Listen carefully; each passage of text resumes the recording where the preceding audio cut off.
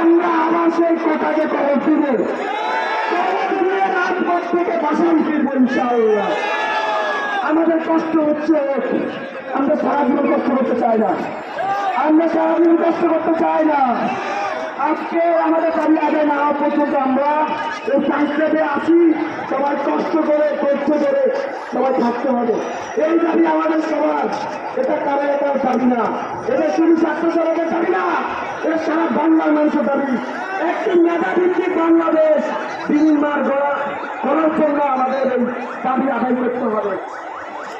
প্রত্যেক জায়গায় কোটা দিয়ে বড় থাকলে মেধা শূন্য থেকে সরে যাবে। গতকাল আপনারা দেখেছেন 30 থেকে 34তম BCS cadre and non cadre 30টি প্রশ্ন পাশ করেছে পিএসসি।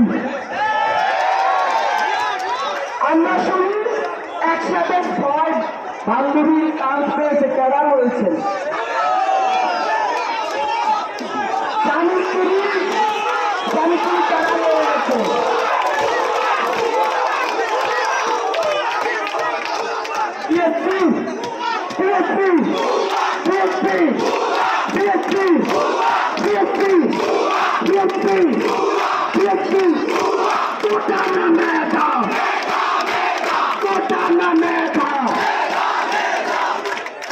সবাইকে অসংখ্য ধন্যবাদ।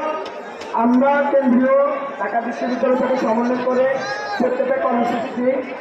ঢাকা বিশ্ববিদ্যালয়ের সাথে আমাদের নিয়মিত যোগাযোগ হচ্ছে, ওখানে কি হচ্ছে এখানে কি হচ্ছে আমরা আপডেট দিই, তারাও দেয়। তো শেষ পর্যন্ত তারা আগামীকাল কী কর্মসূচি দেয় সেটা আমরা শুনে আপনাদেরকে জানিয়ে আমরা কর্মসূচি শেষ করি। তার আগ পর্যন্ত সবাই এখানে থাকবেন। আমরা আমাদের দাবি আদায় করার জন্য আমরা এখানে অবস্থান করব ইনশাআল্লাহ।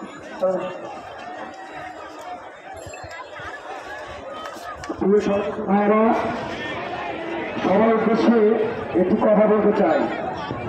আমরা আজকে দুপুর 2টা থেকে সায়েন্স ল্যাব ব্লক করে রেখেছি। আমার চারপাশে কিছু যানবাহন দেখতে পাচ্ছি, আমি তাদের উদ্দেশ্যে বলতে চাই, আমরা ছাত্র সমাজ যে আন্দোলনটা করছি, হয়তো আপনাদের আজকে সাময়িক কিছু অসুবিধা হচ্ছে, কিন্তু আমরা বলতে চাই সারা বাংলার ছাত্র সমাজ যে আন্দোলনটা করছে, এই আন্দোলনে আজকে যদি আপনাদের সাময়িক একটু কষ্ট হয়ে থাকে, আপনার সন্তান, আপনার ভাই, আপনার আত্মীয় স্বজন এই আন্দোলনের মাধ্যমে যে লাভবান হবে সেই উপলক্ষে আপনারা বাকি জীবন করবেন। তাই যারা আছেন সবাইকে বলবো, এই আন্দোলন শুধু আমাদের না, শুধু ছাত্রদের না, যারা আছেন সবাইকে বলবো ছাত্রদের ব্যক্তিগত আন্দোলনে সবাই এই আন্দোলনে সামিল হয়। তাহলে একটি দেশে পড়াশোনা করে তাদেরকে 44% মেধায় চাকরি দেওয়া হচ্ছে, আর পড়াশোনা না করে দাদার কোটা, নানির কোটা, বইয়ের কোটা, চাকরির কোটা, কৃষক কোটা, কোথাও কোনো শেষ নাই।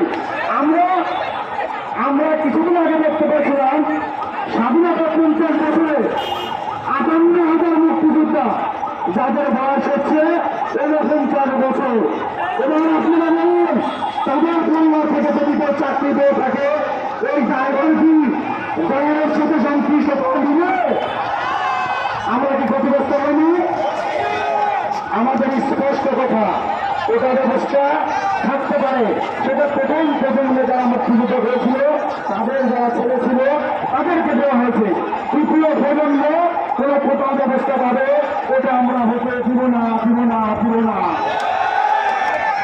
আজকে বলা হচ্ছে হাইকোর্ট থেকে রায় হয়েছে, 2018 সালে তখন আমরা হাইকোর্টে রায় করলাম আমরা কোটা বাতিল মানি না, আমরা কোটায় সংস্কার চাই। তখন আমরা বুঝতে পেরেছিলাম কোটা যদি বাতিল করা হয় সেখানে আবার রায় হতে পারে। তখন হাইকোর্ট থেকে বলা হলো না, এটা নির্বাহী বিভাগের কাজ, নির্বাহী বিভাগ করেছে, আমরা এখানে হস্তক্ষেপ করতে পারবো না।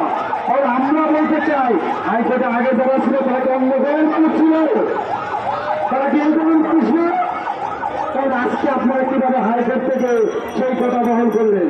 আমাদের স্পষ্ট দাবি, আমরা পিছিয়ে পড়া নিয়ে গোষ্ঠী